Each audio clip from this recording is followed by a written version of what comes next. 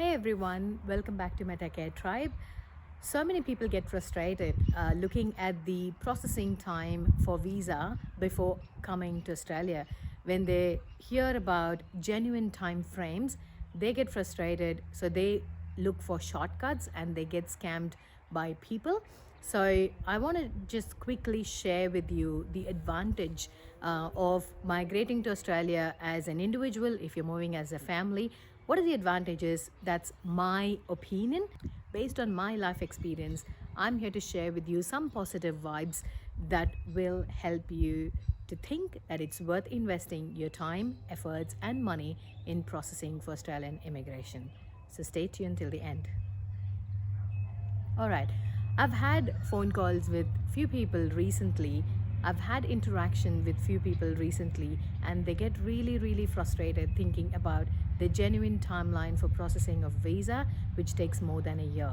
Yes, it takes more than a year, but understand it is often investment for your lifetime, for your generation, your kids, and you are setting up a proper lifestyle and base for the future generation. That's how I see it. That's how I invested my time and efforts, and I went all in this immigration process. So I don't regret. This is the best decision I've ever taken. And if someone is like me who had a lot of potential but was restricted because of the society, because of the circumstance, because of how the system is, so I'm not here to blame my country, but I'm just here to share the betterments that happened after my move. So first scenario, if you're a skilled migrant when you move here, obviously the first thing is the conversion rate is really high in terms of currency. So whatever money you're earning, it's times 50 when you convert it to Indian currency. So that is the only reason we are here. I completely agree. So that's the first prime reason that we are all here as migrants and we enjoy it. It's because of the money we get. We can keep our family happy. We can be financially independent, and our parents and relatives. That's how our Indian society is. We take care of so many people. We just don't live paycheck to paycheck and just live for us. So if you are one among them, then definitely this should be one primary reason why you have to migrate, or it is worth migrating, because the money that you get is definitely worth the sacrifice that you do in terms of efforts and your patience. And second thing is, there is no stress and sweat about the kind of jobs you do here. There is no prestige issue. There is no manam maryada issue here. That's the first thing that I want you all to understand, is there is nothing a low job or whatever you call it.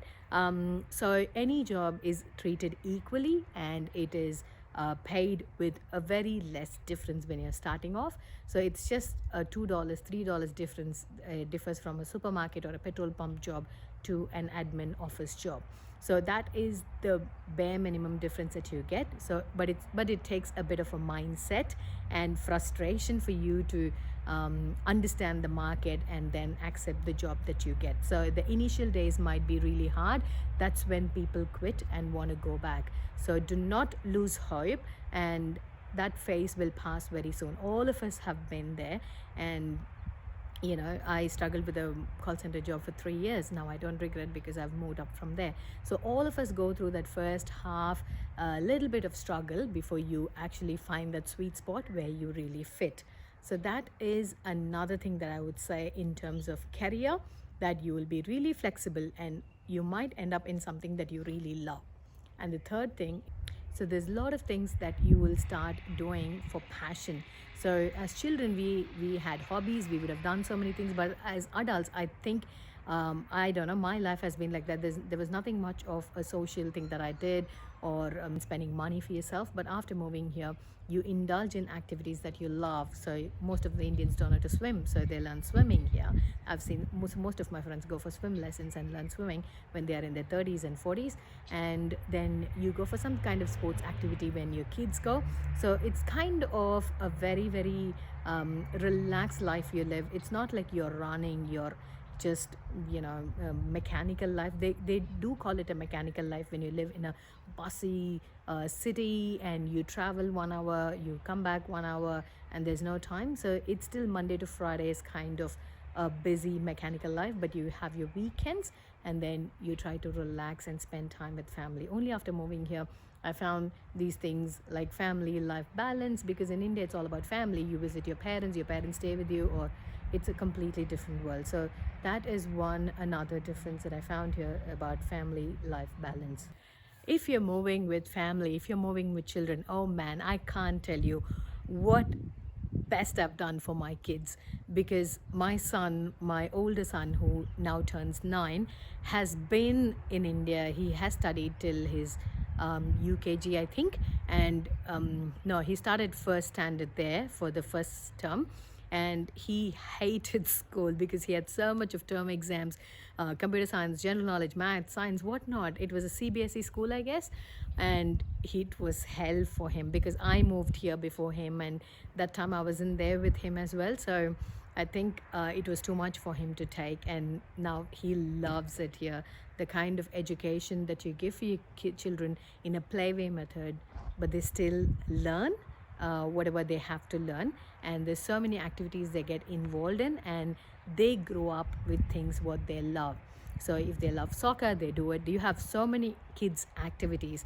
So I was surprised initially when I started tuitions. I was willing to offer like India, like 5 days a week, but people don't want to come. Even if you want to get paid just for that one day and still offer them 5-day lesson, they're not coming because they have their everyday activities booked. I was so surprised the way the moms are so organized with so many after school activities for kids, for so many different kids. So they have on an average like 3 kids in general. So in that case, they have their calendar booked and well organized for each kids after school activities, and related to academics, related to sports and drama, and they have so many other activities. So I am still in the groove of getting into that routine because of my hectic schedule.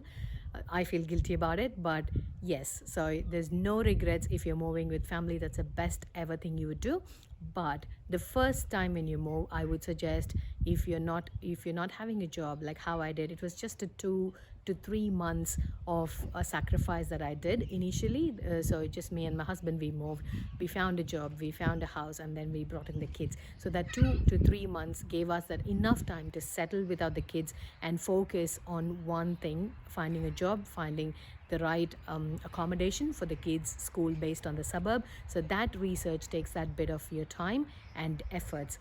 So overall, like I said, there is no need to panic. There's no need to think.